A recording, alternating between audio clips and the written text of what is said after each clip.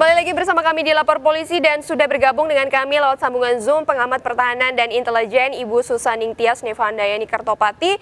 Kembali kita sapa. Selamat pagi Bu Nuning. Terima kasih sudah bergabung bersama Lapor Polisi iNews pagi ini. Selamat pagi Bu Nuning. Apa kabar Bu? Selamat pagi Mbak Anita, selamat pagi Mas Pram. Sehat Bu Nuning. Sehat ya, alhamdulillah ya. Baik Ibu. Alhamdulillah. Dan iya, kepada alhamdulillah. seluruh Polri di seluruh Indonesia, ya. Saya ucapkan Dirgahayu Polri ke-76813. Semangat. Semangat terus Ibu Nuning. Terus tentunya ya. Oke Ibu, tadi mungkin Ibu sudah menyimak ya dialog kami dengan Kaops Polri Irjen Setia ya. Nah di usia yang ke-76 ini Bayangkara ini bagaimana kinerjanya menurut Ibu gitu ya, terutama dari sisi keamanan dan juga ketertiban masyarakat. Betul, begitu Ibu. Ya Bu ya. Ya.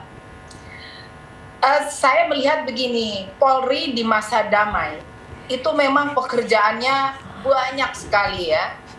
Karena memang melayani masyarakat dengan dinamika masyarakat yang luar biasa dari seluruhnya untuk penegakan hukum ya, untuk supaya lebih tertib dan lain sebagainya.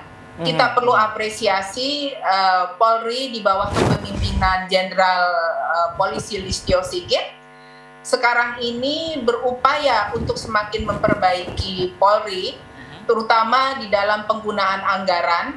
Itu saat ini Kapolri sudah menekankan harus akuntabel dan transparan. Kemudian yang kedua, apresiasi juga kepada Polri khususnya Densus 88 yang sukses dalam penanganan terorisme. Jadi Polri juga dinilai sukses dalam penanganan narkoba serta juga dalam penanganan COVID-19 selama 2 tahun hingga sekarang ini. Apa yang dilakukan Polri sudah sedemikian rupa dan sukses menertibkan masyarakat sehingga COVID-19 dapat lebih cepat diatasi gitu. Dan untuk hal-hal yang terkait dengan terorisme, penanggulangan narkoba dan lain sebagainya, itu memang kita sepakat bahwa Polri harus didukung. Perangkat cyber itu harus semakin ditingkatkan. Harapan saya semoga rekan-rekan di Komisi 3 DPR RI setuju untuk meningkatkan anggaran Polri agar cybernya itu semakin canggih, SDM-nya juga semakin mumpuni sehingga bisa memberikan pelayanan kepada masyarakat guna keamanan masyarakat dengan baik. Gitu. Oke, baik. Jadi tak kalah penting juga Mas, Mbak, Kapolri ini juga hebat ya, berani. Jadi berinisiatif membangun kesetaraan gender di Polri dengan menaikkan pangkat polwan setara polisi pria. Lalu kemudian PNS itu yang berprestasi diberi penghargaan dengan pangkat sederajat brigjen. Jadi ini sebuah loncatan yang kita perlu apresiasi bahwa Kapolri Jenderal Polisi Listio Sigit menghargai prestasi dari anak buahnya sedemikian rupa. Oke. Gitu. Nah, Ibu itu ini masih dari apresiasi Mbak Anita dan Mas Pram. Iya. Tapi saya juga ingin mengkritisi ya dan memberikan masukan kepada Polri ya. Silakan Ibu. Iya, jadi saya melihat walaupun banyak kemajuan yang sudah dicapai, tetapi ada hal yang harus saya tekankan di sini. Secara prediktif ya. Jadi Polri itu dituntut mampu melakukan penegakan hukum berdasarkan analisis intelijen dan kemampuan forecasting. Itu penting. Sehingga Polri tidak reaktif tapi juga proaktif. Banyak sih ya juga di DPR sana yang mengatakan bahwa juga di masyarakat bahwa Polri itu kadang-kadang seperti pemadam kebakaran. Kaget-kaget dalam menangani permasalahan. Juga di dalam hal melihat adanya terorisme, lalu kemudian adanya segerombolan orang yang menggunakan narkoba, kriminalitas jalanan dan lain sebagainya. Nah ini harus tetap pada satu prinsip menggunakan analisis intelijen, itu penting sekali. Forecasting itu harus digunakan sedemikian rupa. Lalu terkait dengan responsibilitas, jadi Polri yang akuntabel ke masyarakat itu termasuk dalam menegakkan hukum. Polri perlu menunjukkan bahwa Gakum tidak memandang kelas dan golongan. Jadi kalau istilah kita itu tidak tebang pilih begitu. Dan yang ketiga adalah transparansi. Polri yang transparan dan akuntabel akan meningkatkan kecintaan dan kepercayaan masyarakat terhadap upaya-upaya penegakan hukum yang dilakukan. Jadi Polri juga harus lebih sigap dalam hadapi hoax dan post-truth di tengah masyarakat. Jadi Polri hingga ke tingkat bawah itu harus memahami juga Undang-Undang ITE.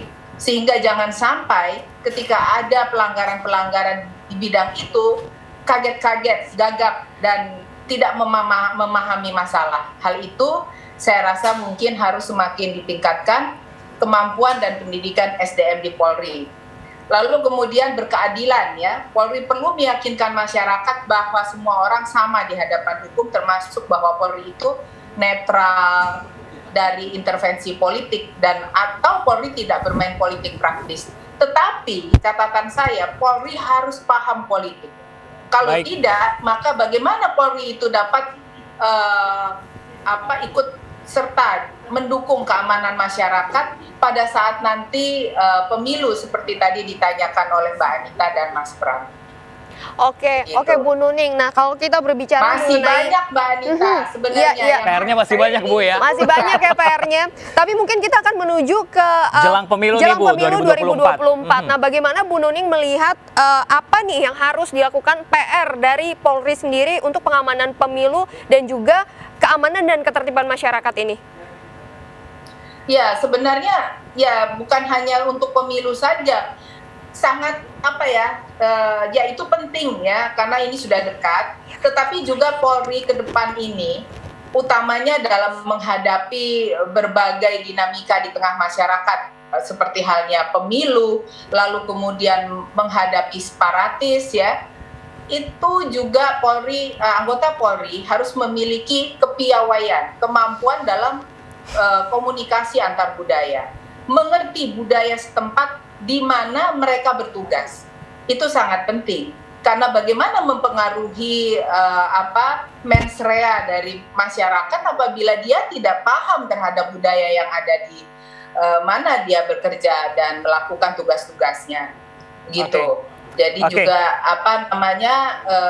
tadi saya sudah sampaikan bahwa anggota Polri harus paham politik. Baik Ibu. Bukan untuk berpolitik. Oke, baik. Terima kasih banyak Ibu Nuning selaku pengamat pertahanan dan intelijen. Terima kasih telah berbagi informasi dan berbagi saran bersama kami di Lapor Polisi Pak Ibu. Terima kasih banyak Ibu. Salam sehat selalu Ibu. Salam sehat selalu Ibu. Selamat melanjutkan kegiatannya kembali. Nah pemirsa jangan kemana-mana karena ada Abang Ano nanti segmen selanjutnya pemirsa. Iya betul. Kita akan tentunya tetap di Lapor Polisi. Anda lapor, kami sampaikan.